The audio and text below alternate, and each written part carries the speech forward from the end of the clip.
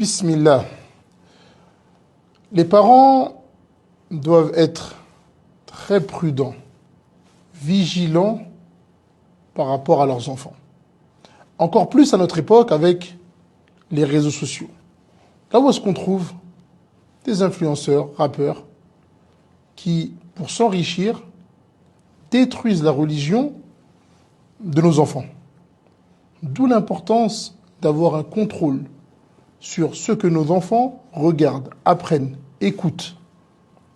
Car tu seras questionné. C'est un dépôt. Ces enfants-là, ils sont un dépôt auprès de toi et tu seras questionné. Comment est-ce que tu les as éduqués? Qu'est-ce que tu leur as appris? D'accord? Et souvenez-vous que même si tu fais toutes les causes pour que tes enfants soient sur le droit chemin, la guidée, elle est entre les mains d'Allah. Nous, on fait juste les causes. Que dire alors de celui qui n'a même pas fait les causes correctement, qui a délaissé son enfant avec la tablette dans la chambre, tout le temps, en train de surfer, en train d'écouter tel influenceur, en train d'écouter du rap, Que dire de celui-là?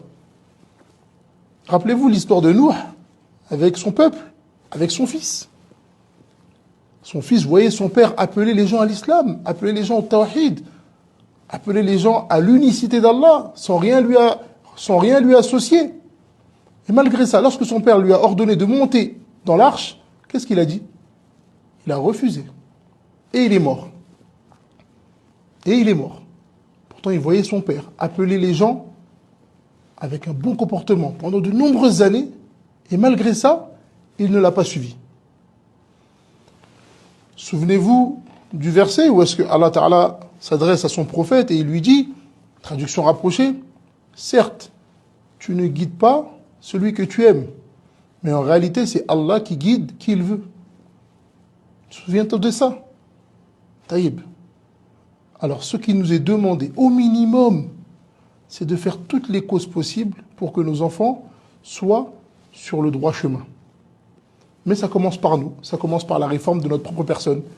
Si tu écoutes de la musique, tu ne pourras pas dire à ton enfant, n'écoute pas de musique.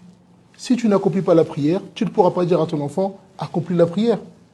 D'accord? C'est un peu comme, fais ce que je te dis, mais fais ce que je te dis, mais ne fais pas ce que je fais. C'est pas comme ça.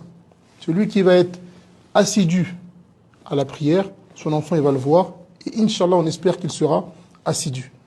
Celui qui fume et qui dit à son enfant de ne pas fumer, on a peur pour lui que son enfant, un jour, il prenne une cigarette et il veut faire comme son père.